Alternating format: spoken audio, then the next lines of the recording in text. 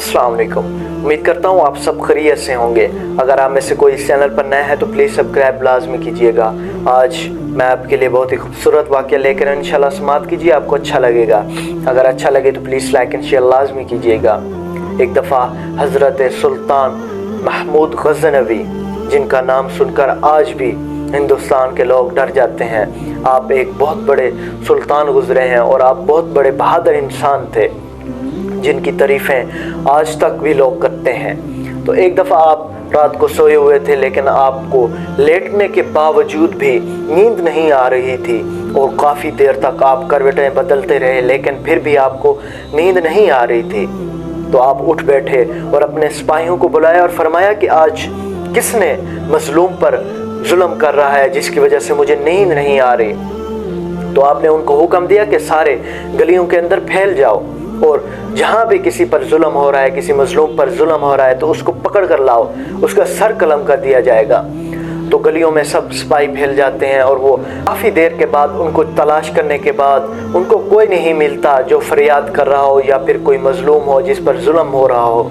तो जब वो वापस आते हैं तो सुल्तान को बताते हैं कि सुल्तान, आप आराम से सो जाएं, किसी पर कोई जुल्म नहीं हो रहा, सब सुकून है, कोई फरियादी नहीं है। तो इसी तरह सुल्तान दोबारा अपने बिस्तर पर चले जाते हैं और लेट जाते हैं, लेकिन फिर भी उनको सुकून नहीं आ रहा था। जब आपको खुद को सुकून नहीं आ रहा था तो आपने कपड़े बदले और खुद चले गए। जब आप गलियों में जाते हैं लेकिन फिर भी आपको काफ़ी देर तक कोई नज़र नहीं आया। अपने महल के पीछे जब आप पीछे जाते हैं, पीछे जाकर देखते हैं तो वहाँ पर एक फरियादी फरियाद कर रहा था कि अल्लाह, सुल्तान जो कि ऐशो आराम से सो रहा है अपने महल में, लेकिन उनका कोई एक ख़ास है जो हमें तंग कर रहा है, हमारे साथ ज़्यादती कर रहा है। तो इसी तरह वो फरियाद कर रहा था।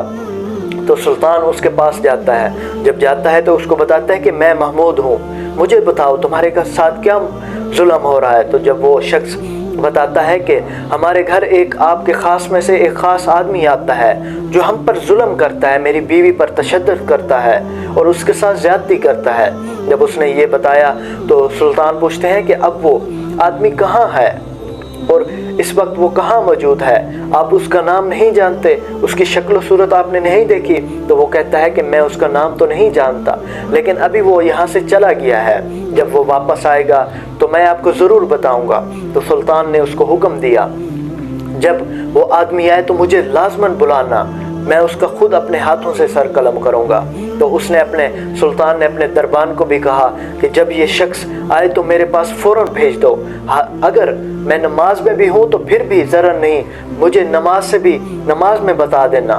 तो जब सुल्तान चले जाते हैं, घर वापस सो जाते हैं, तो दूसरी शाम जब वो शख्स आता है और उसके घर में घुसता है तो वो शख्स दूसरा जो दरबान जिसको बताया था दरबान को सुल्तान ने कि इसको आने देना, वो फ़ौरन महल की तरफ रवाना हो जाता है। जब वो महल की तरफ रवाना होता है और फ़ौरन सुल्तान के पास पहुंच जाता है और सुल्तान को बताता है कि या हज़रत, या सुल्तान, हमारे सुल्तान मोहतरम, वो शख्स अब मेरे घर में है, आप ख़ुद तशरीफ़ लेकर आएँ। तो सुल्तान उसके घर में तशरीफ़ लेकर जाता है। उसके बाद सुल्तान उसे कहता है कि सारे दिए बुझा दो, सारी रोशनी ख़त्म कर दो।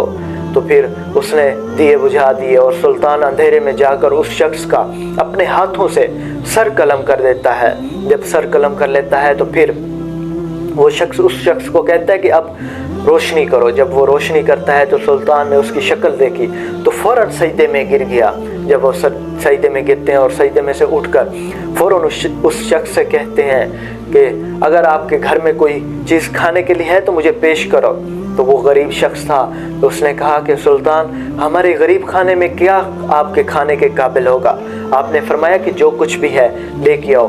तो वो फिर सूखी रोटी लेकर आता है और फिर सुल्तान उसको चबाता है, उसको खा लेता है। जब उसने शख्स ने ये देखा तो फिर वो सुल्तान से सवाल करता है कि या सुल्तान, या हज़रत, ये क्या मामला था, पहले आपने दिए बुझवा दिए, उसके बाद आपने रोशनी करवाई और फिर रोशनी करने के बाद फ़ौरन सजदे में चले गए और सजदे में जाने के बाद फिर आपने रोटी का टुकड़ा खाया और रोटी खाई। तो सुल्तान ने बताया कि दिए बुझाने का मकसद सिर्फ ये था कि मुझे शक था कि ये जुल्म मेरी सल्तनत में मेरे बेटों में से कोई कर सकता है और कोई नहीं कर सकता। दिए इसलिए बुझवाए थे कि ताकि مجھے اپنے بچے کی شکل دیکھ کر کوئی رحم نہ آ جائے اس پر سر قلم، تاکہ میں اس کا آسانی سے سر قلم کر سکوں۔ اور جب روشنی ہوئی تو میں سجدے میں اس لیے گر گیا تھا کیونکہ میری اولاد میں کوئی نہیں تھا، میرے بچوں میں سے کوئی نہیں تھا، اس لیے سجدہ کیا۔ اور روٹی اس لیے مانگی کیونکہ جب سے تمہارے اوپر ظلم ہو رہا تھا تو میں اس وقت سے چین سے نہیں بیٹھ رہا تھا۔ میں نے اپنے رب سے وعدہ کیا جب تک اس شخص کا سر قلم نہیں کر لیتا تب تک نہ کھاؤں گا نہ پیوں گا۔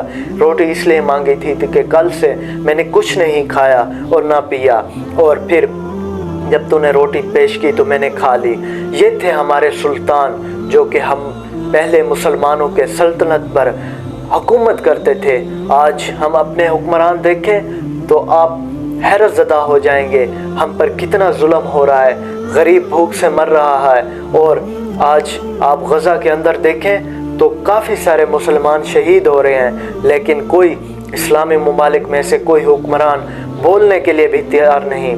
اگر آج یہ بولنے کے لیے تیار نہیں تو خود بھی تیار رہیں، ان پر بھی اللہ پاک کا عذاب آ سکتا ہے۔ جب فلسطین کے بچے آہوزاری کریں گے اور اپنے رب سے سوال کریں گے تو رب کی رحمت ضرور جلال میں آئے گی، اور پھر ہم اللہ نہ کرے اللہ پاک کے عذاب میں بھی گرفت ہو سکتے ہیں، اس کے عذاب میں بھی آ سکتے ہیں۔